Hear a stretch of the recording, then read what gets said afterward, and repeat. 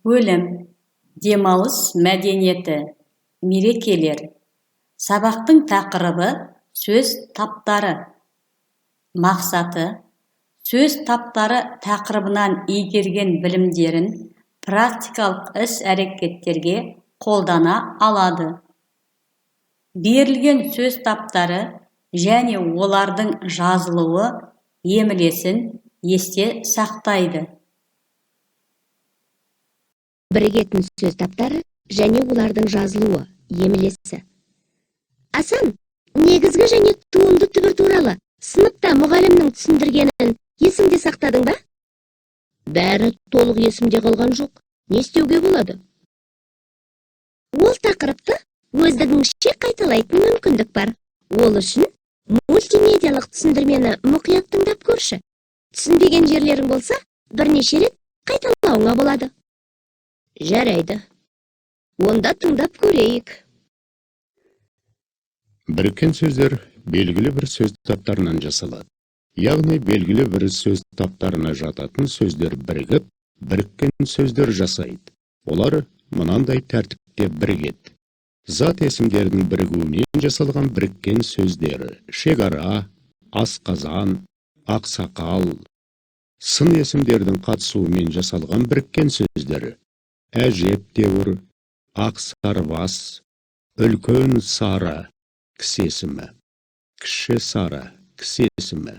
Сан есімдердің бірігуінен жасалған біріккен сөздер: 80, 90. Етістіктердің бірігуінен жасалған біріккен сөздер: әкел, апар, әпер. Үстеу сөздерден жасалған біріккен сөздер: биыл, бүгін, ендігәрі. Түбір сөздері ешқандай өзгеріске ұшырамай, айтылуындағы түбір тұлғалары сақталып бірігіп тұрған сөздер сол күйінде өзгеріссіз жасалады. Мысалы, асқабақ, жетісу, күнбатыс. Дыбыстық өзгеріске ұшырап бірігіп тұрған сөздер айтылуы бойынша жазылады. Мысалы, күзді күні, жазды күні, белбеу, қолғабыс, бегәлі, торайғыр. Еш, бір, әр, кей, әлде сөздері белгісіздік есімдіктермен бірігіп жазылады. Мысалы, еш бір, ешкім, біраз, бірнеше, әркім, әрқашан, кейбір, кейбіреу, әлде қалай, әлде кім. Еш, бір, әр, кей, әлде сөздері есім сөздермен бірікпей бөлік жазылады. Мысалы, еш адам, бір бала, әр түрлі, кей жігіт, әлде біз, әлде сендер. Қараторғай, құстың атауы, қаракүйе, құрттың түрі. Жеті қарақшы, жұлдыз атауы, ақсақал, қария деген біріккен сөздер болғандықтан бірге жазылады. Есіңе түсір. Қайтала, белгіле. Сөз таптары: келді, білгіш, қызыл, арба, ойнады, тақта.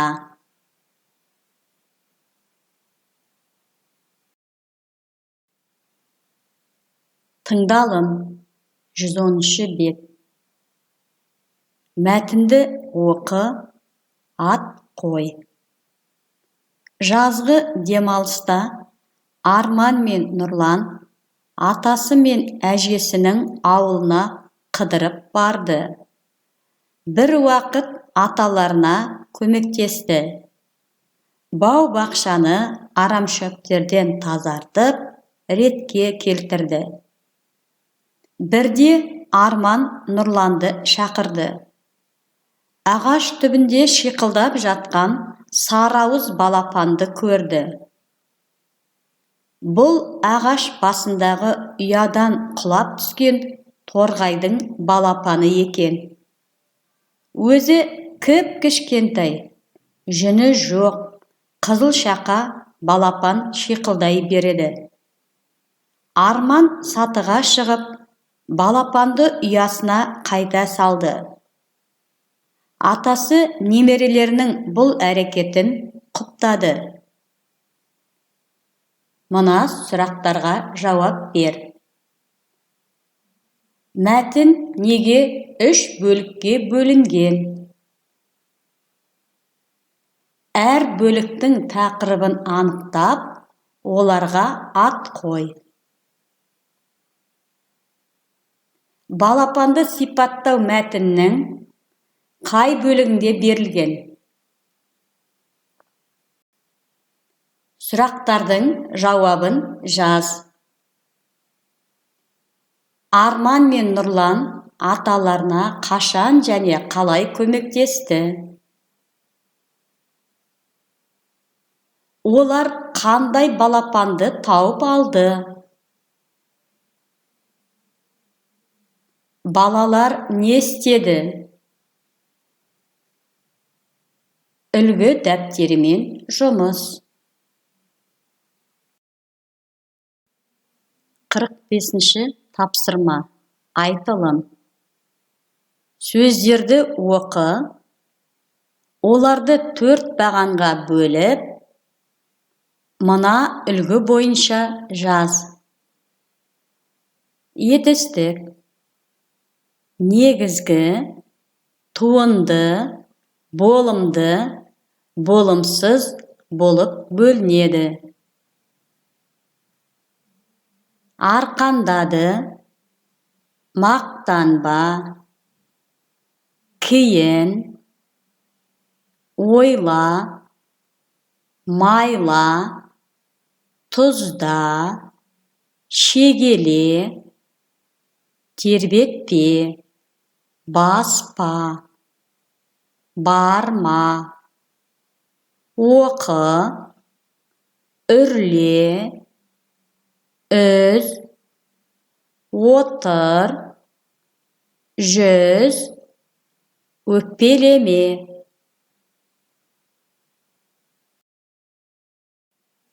Сөз құра, тез құра.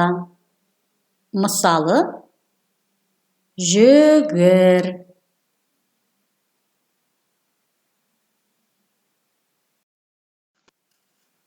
Үлгі дәптерімен жұмыс. Жазылым. 46-шы тапсырма. Берілген сөздерге тиісті жұрнақтар жалғап, туынды есім жаса. Жаз, көр, біл, айт, бал, дәулет, өнер. Мысалы, жазғыш.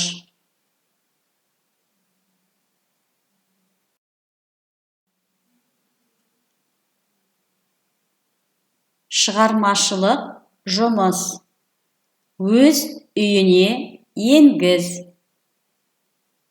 4 түлік, аңдар, құстар, отбасы. Ары қарай өзің орында.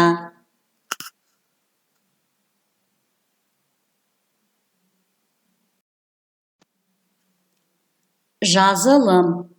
47-ші тапсырма. Суретке қара. Оның тақырыбын анықта. Суретте не бейнеленген? Әңгімеле. Сурет бойынша әңгіме құра. Құраған әңгімеңді айтуға дайындал және оны жаз. Мәтінінде сөз таптарының қайсысын қандай мақсатта қолданғаныңды анықта.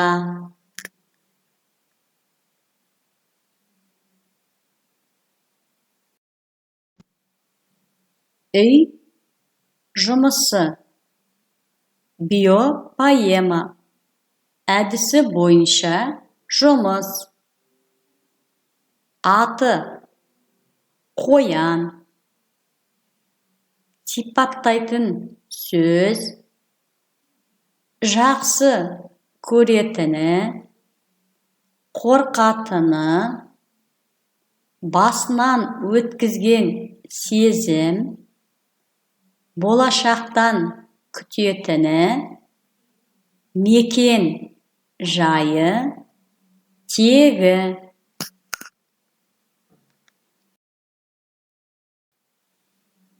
Кері байланыс. Менің қолымнан келеді. Сөз таптары тақырыбының игерген білімдерін практикалық іс-әрекеттерде қолдана алады. Сөз таптарын ажырата аламын.